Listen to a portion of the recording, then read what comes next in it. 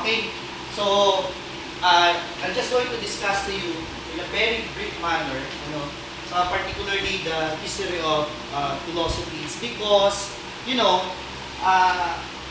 there are different approaches in teaching philosophy. And what are the approaches? Okay? The first approach is particularly what we call historical approach. Okay? And then the second one is particularly what we call the thematic approach. And that is according to the suggestion of UNESCO. Okay? And if we're going to take a look at it, it's quite difficult to teach philosophy, okay, using two approaches. It's because of the timeline. Okay? So, for example, okay, right now, one of my projects is particularly on improving philosophy curriculum in senior high school. So, I've done a research on curriculum evaluation of philosophy of human person. And what I did is I interviewed different scholars, Filipino scholars on philosophy here in the country. And because the problem with our curriculum is that it's too much focused into things, thematic. Okay? And when I talked to Brother Romy Abulad, who just passed away last December, we tried to talk about it, that the necessity of introducing the history of philosophy, okay, and that is integrating the history of philosophy in any, okay, courses in philosophy, which is very important. And according to him, it's very important. It's because the students needs to realize, okay, the paradigm shift. Okay. So now, just to give, I will be just Western, okay, Western in this approach. Okay. So now, in the history of philosophy, we have four periods. Okay, and that is, permanent pala to. Okay, that is, first one is, okay, we have ancient. Okay, and then we have, okay, another medieval. Okay, and then we have modern, and then we have contemporary. Okay, so and in each period, okay, so that we will be able to, you will be able to know and to imagine, okay, on what period, okay, particularly falls, is that, okay, we have important personalities and personages. Okay. So, and who are the most important personages in different periods, okay? So, we have here, for ancient, we have Socrates, and then we have Plato, and then we have Aristotle, okay? And then, in medieval, okay, it has been mentioned by the reporter, okay, Augustine, okay? The importance of Augustine. And then we have, another is Aquinas, okay? And for modern philosophy, we can mention, okay, Descartes. Okay? So, na-mention natin si Descartes. And sino pa yung na-mention kanina? Berkeley. Okay? And then we have Kant. Okay? We have Locke. You are quite familiar with John Locke, right? It's because of the Tagwang Tabula Rasa. Right? Okay? Which is, okay, yun ang kilala ng mga teachers, eh. John Locke. Okay?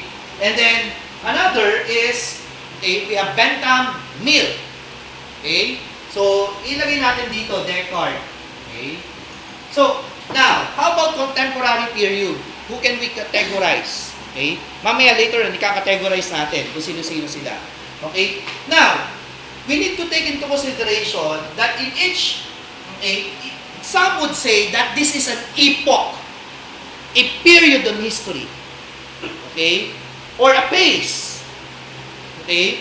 And some, we can put inclusive years. Inclusive years on it. Okay?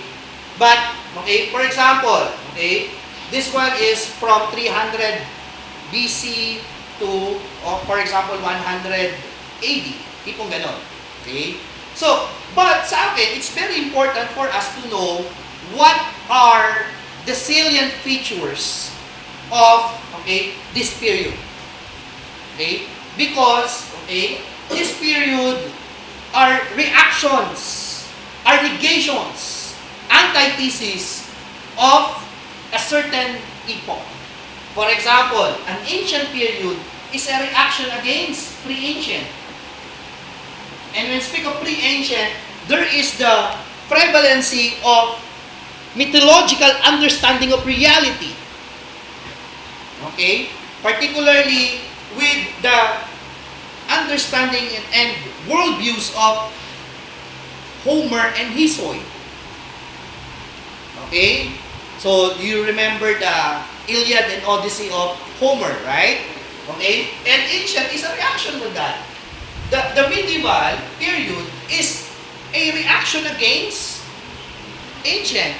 And modern is a reaction against medieval. And, okay, contemporary is a reaction against, okay, modern. Ganun lang kasimple. Okay? Now, you will need to, sa akin, I'm going to share to you later, okay, on how did I came up with, okay, di ba? Kung dati-dati, okay, it's a daunting task to explain the history of philosophy in one meeting, that is 3 hours. Okay, now the question is, okay, it is all the more difficult to explain the history of philosophy in 30 minutes. But I am confident enough that I can explain it to you. It's because I was able to make a meme, okay? Make a meme as a summary of it. Okay? And how did I summarize it? Okay? So, ito lang yung mga keywords. Okay? Mga keywords. Okay? You need to take note of this. For ancient, okay? Para masabi natin ancient, ano yung salient features? O dito muna, let's start with modern. The father of modern philosophy is Descartes, and Descartes is known for his cogito ergo sum. Okay, what does it mean? What do you mean by cogito ergo sum? Okay, when speak of cogito ergo sum, I think, therefore I am. Okay, take note of that. I think, therefore I am. Next, okay, we have another. Okay, we have, what else? We have ancient. Okay, for ancient, okay, we can consider, okay, for ancient philosophy, we can consider what? Okay, more on faith. Okay, and that is, I believe, therefore, I am. Okay, and that is fides. Okay, how about ancient philosophy? Ancient philosophy is, there is a crystallization of logos. Okay, and when we speak of logos, logos means reason. Okay? And what does it mean? Okay, ano ibig sabihin ng reason? What do you mean by logos? O yung mga nagtuturo ng biology, di ba? We start with etymology. What do you mean by bio? What do you mean by logos? Okay? So when speak of logos, we mean study of. But what do we mean by study of? Okay? Some of the science teachers fail to discuss, okay, what does it mean, okay, when we say study of. What is study of? Okay, study of, or logos, is a reaction against mythos. It's a reaction against myth. Okay, when speak of myth, okay, what do you mean by myth? Ano ibig sabihin ng myth? Okay, there is no factual basis at all. We just base it on a certain imagination, right? Okay, so now, why there is a need for study of? That is a study of things. Okay, with your own genuine thinking, and that is particularly the first task of the philosophers, that they wanted to study reality. Okay, because a mythos is a kind of worldview. It's a worldview. It's a worldview about reality. It's a worldview about God. It's a worldview about men. It's a worldview about the world. Right? So, now, but what kind of knowledge is mythos?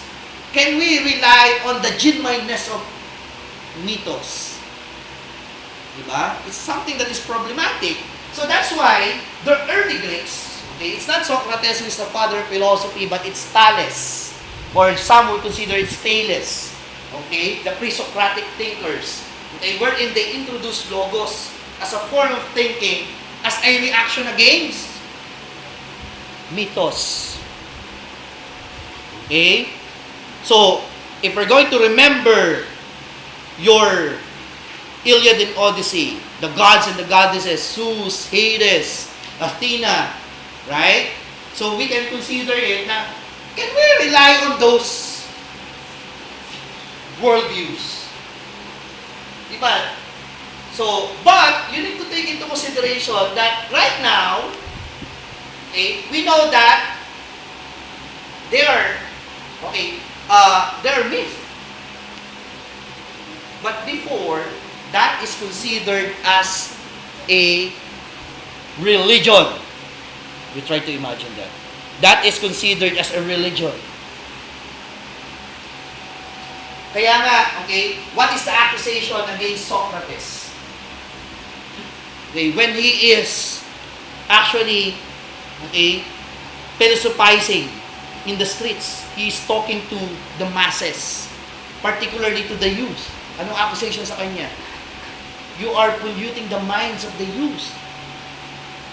And he has been sentenced to death because he is introducing a new God. Diba? So yun ang nangyari. It's a kind of reaction against this.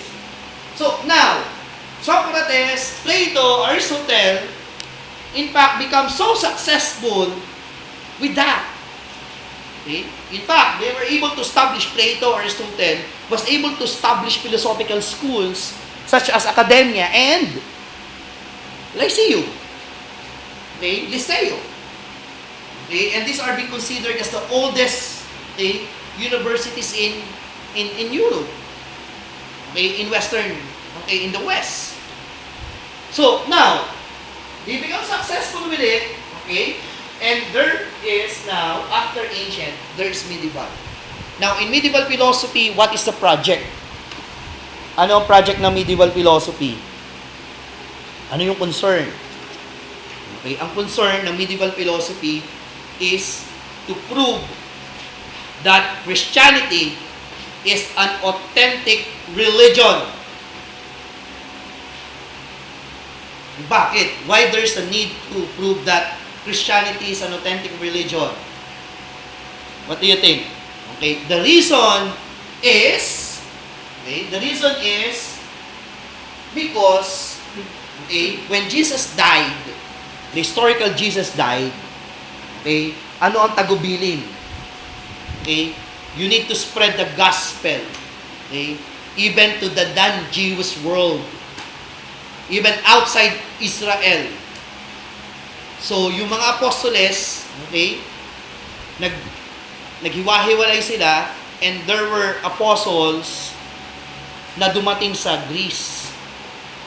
Now, they encountered, okay, the Greeks. And anong question sa nabungaran nila? Anong question ng mga Greeks? Hey, you are introducing a new religion to us. We are philosophers. Prove to us that your religion is authentic using philosophy. Because we abandoned our religion and we discovered that this is a mythology. It's because of philosophy. Now prove to us that your religion is indeed authentic through philosophy. Ang namumuong dominant thinking nun, Neoplatonism. And what is the project of Augustine? Okay, Augustine was able to reconcile Neoplatonism with Christianity. Ang problema, ano naman ang nangyari kay Aquinas? Nung na-establish when Augustine was able to establish that, okay, there was a threat against the Catholic Church. And the threat is Aristotelianism. May sino may dala ng Aristotelianism? It's the Muslims, the Arabs, Averroes, Avicenna. Okay, and that is a threat against Christian faith. Kaya to the rescue si St. Thomas Aquinas. So what he did is he Christianized the philosophy of Aristotle. That is particularly what we call reconciliation. Okay? Is it clear? Then later on, okay, Christianity, okay, this two person was able to reconcile faith and reason. Okay? Is it clear? Malinaw? Now, how about modern? How did modernity emerge? How did modern thinking emerge? Okay, when speak of modern, modern means, etymologically comes from the word modo. And when speak of modo, okay, it means new. It's a new perspective of reality. Okay, that is against medieval thinking. Okay? So, how it's new? How new it is? Yun yung tanong. Okay? So, now, because of the development of science, science is been already an antithesis of Christianity. Kasi, ang paniniwala ng Christian faith before, naging dominant na, naging hegemony na ang Christianity, and, okay, then all of a sudden, science is developing. Okay, at paano na-develop ang science? Na-develop muna with certain speculation. Okay, for example, Copernicus, what is the claim of Copernicus? The earth is revolving around the sun. Okay, at ano yung ginawa ng simbahan against Copernicus? Sinabi, Copernicus is teaching heresy. Kasi ang paniniwala during the medieval period that the earth is a flat surface. Okay? Yun ang Genesis. Yun ang paniniwala. Okay? Pag lumampas ka doon, hulog ka. Yun yung paniniwala nun. Okay? Then after that, we have Kepler.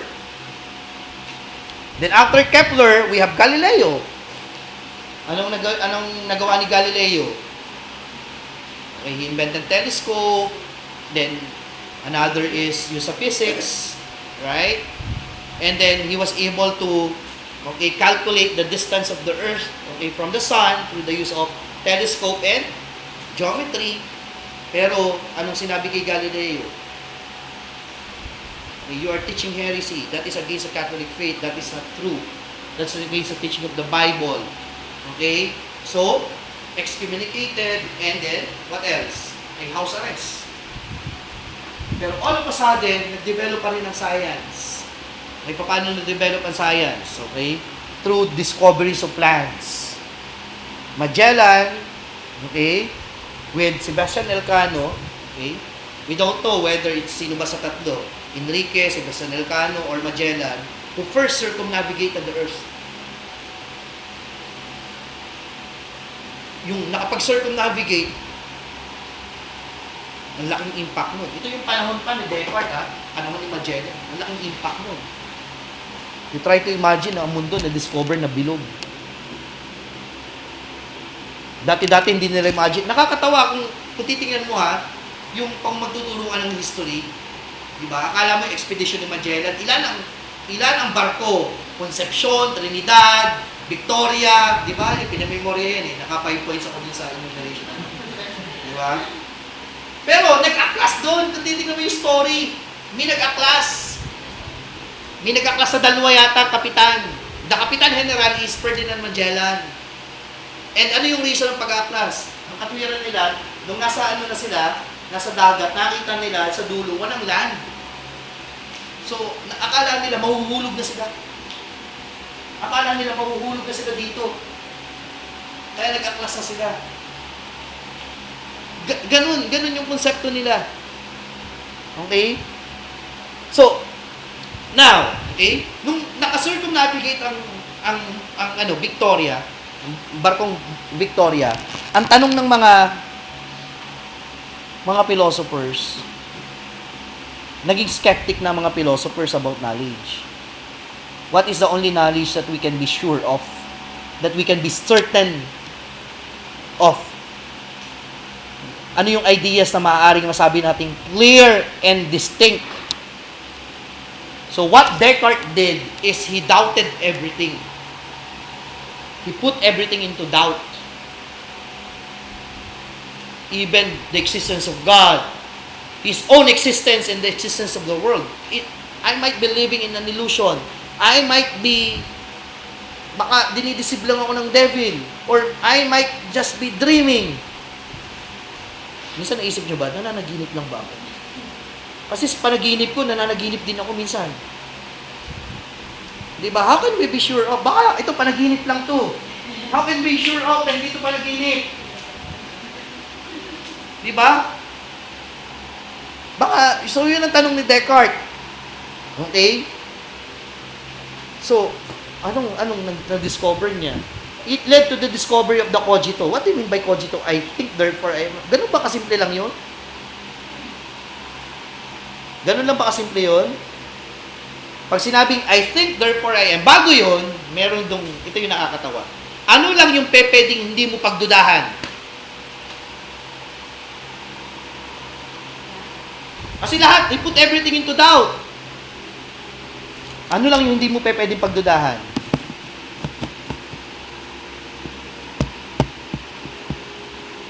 Nakasulat yun kay Descartes sa Meditation ng First Philosophy. Sabi ni Descartes, okay, meron lang akong hindi pwedeng hindi pagdudahan. At ano yun? Na ako ay nagdududa. Diba? Akala nyo nakakatawa yun, pero mamaya yung humor na yun, okay, magugulat kayo. Ang laki pala ng impact nun. Pati sa buhay nyo. Okay? Doubting is a form of thinking.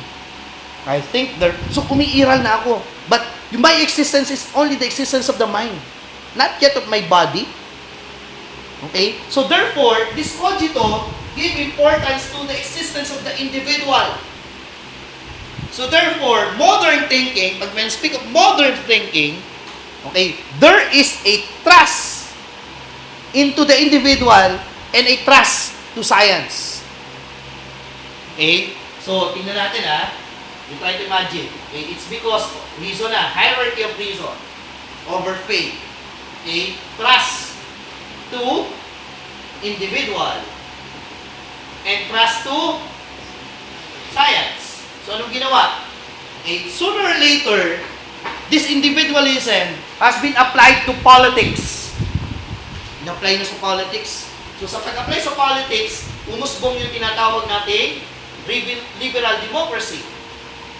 And then next, what else? Umusbong yung capitalism.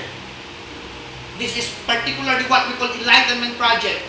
Sa science, umusbong yung medicine. Modern medicine. Next, modern engineering. Okay? You try to imagine. What is the reason of all of this? It's because they wanted human flourishing. They wanted to achieve happiness. That is the Enlightenment project. Pero, from the simple cogito, in-apply, ganito yan. Paano mo i-apply ang cogito politically? The political cogito. In medieval period, cogito is not recognized as an entity. Hindi siya nare-recognize as an entity. As a primarily entity. It does not have any, ontological primacy over the ipsum esse subsistence or God. Kasi ang pinaka-importante sa medieval, the most important being is God. Okay? So, now, how are we going to apply it politically? Para mas madali, wala nang paligoy-ligoy. In the game of chess, sino marunong mag-chess? Who is the most important person? It's a king. Siya lang ang merong karapatang mabuhay. Siya lang ang merong karapatang tumakas. So, ibig sabihin, siya lang ang merong karapatang maging malaya.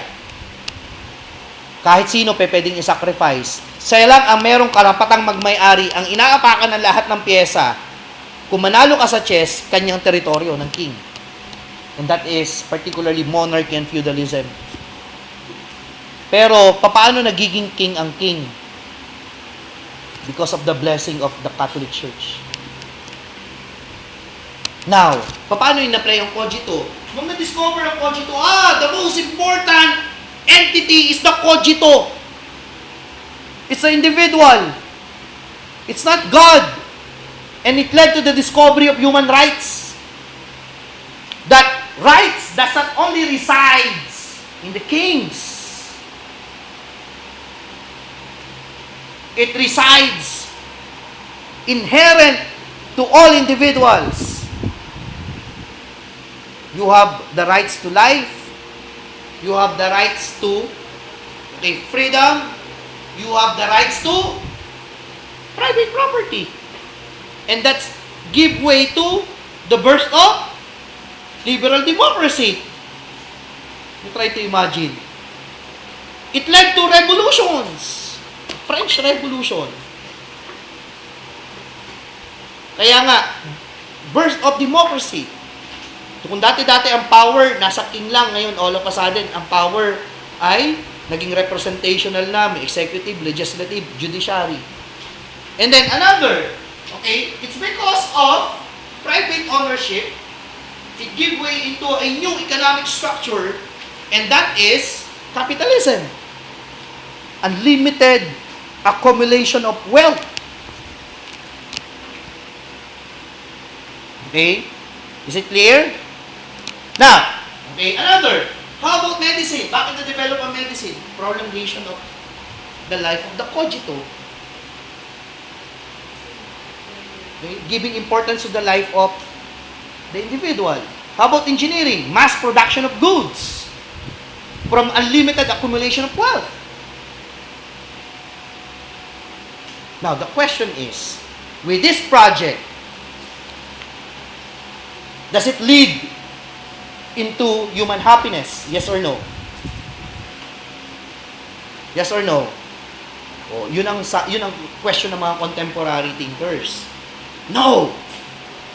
It's because modernity is a bourgeoisie ideology. Okay? The I think, therefore I am is a paying cogito. Magiging masaya ka lang sa modernity pag may pera ka.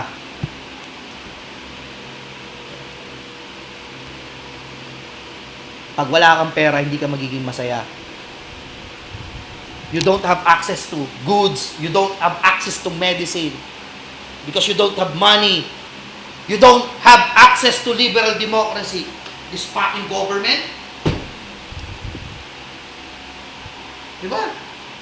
Tanong nga ng estudyante ko sa Ateneo, Sir, how can you say that, that liberal democracy is only for the rich? Sabi ko, I don't need to theorize that. We can take a look at it, the experiences of the Filipinos. Open your eyes. Do common people participate in democratic processes?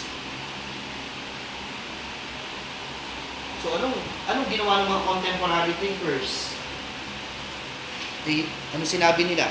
Yung pala, I pay, therefore I am nang nangyari, ha? Okay? So, therefore, I revel. Therefore, I am. So, mga naging rebelde. Okay? Paano sila, sino-sino yung mga naging rebelde? Marx, Freud, Nietzsche, o yan yung mga tinatawag na mga masters of suspicions. Okay? Marx against capitalism.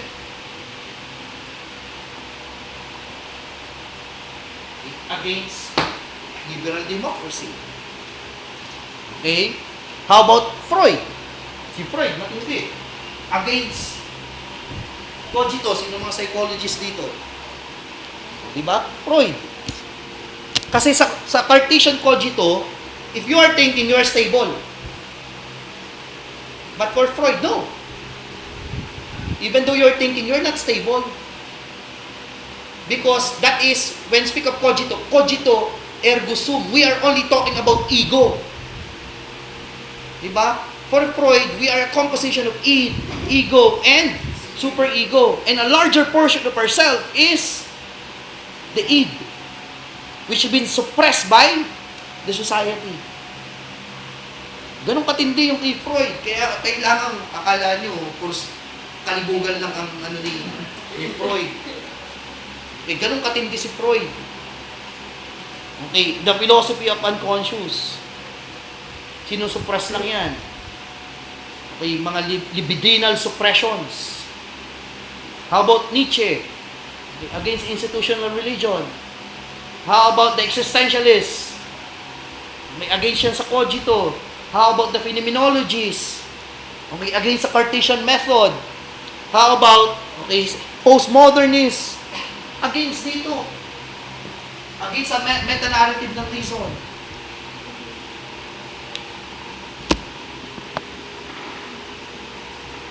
Okay? 31 minutes.